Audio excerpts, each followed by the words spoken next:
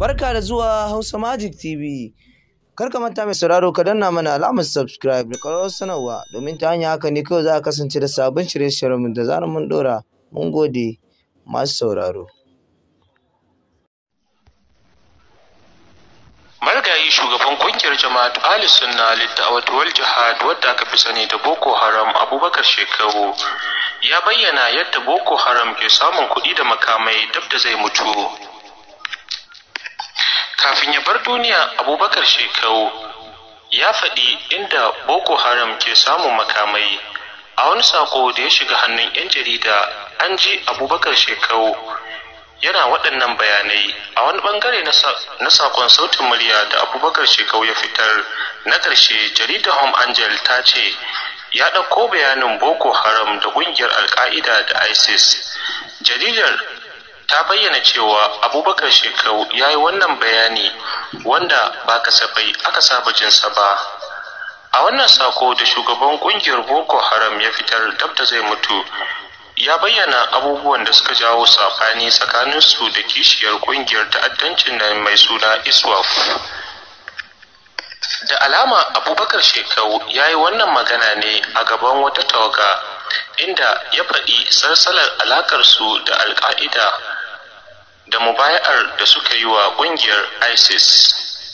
Asali lokacin da muka fara shigowa daji da zama, ku saurari bayani na da kyau. Da farko na yi mubaya'a ga ƙungiyar Al-Qaida, in ji Abubakar Shekau. Daga nan sai tsohon shugaban ƙungiyar Boko Haram ya shiga cewa akwai wani yaron 'yan ta'adda da ke raba musu kayan yaƙi a Najeriya da Mali. Bayan wata tafiya da aka yi, wannan mutum ya dawo musu da kuɗi kimanin naira miliyan 50 da makamai. Da yake wannan jawabi, Abubakar Shekau bai yi cikakken bayani a game da waɗannan kuɗaɗe ba, amma ya ce waɗannan miliyoyi su suka jawo baraka a tafiyar ƙungiyar Boko Haram da saɓanin da aka samu da ƙungiyar ISWAF. Wasu daga cikin sojojin ƙungiyar Boko Haram, a cewar Abubakar Shekau, sun buƙaci ya raba musu wannan kuɗi domin su yi amfani da shi. Da alama bai yarda da hakan ba.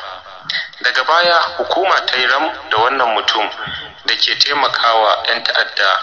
Aka ɗaure shi na tsawon watanni 6 yayin da yake ƙoƙarin kai sako daga ƙasar Mali. Abubakar Shekau ya ba da labarin yadda aka ba shi shawarar ya yi wa shugaban ƙungiyar ISIS mubaya'a, Abubakar al-Baghdadi. Hakan ya sa aka tabbatar da shi a matsayin gwamna a arewacin Najeriya, wanda ke shugabantar ayyukan ta'addancin Boko Haram a yankin arewacin Najeriya.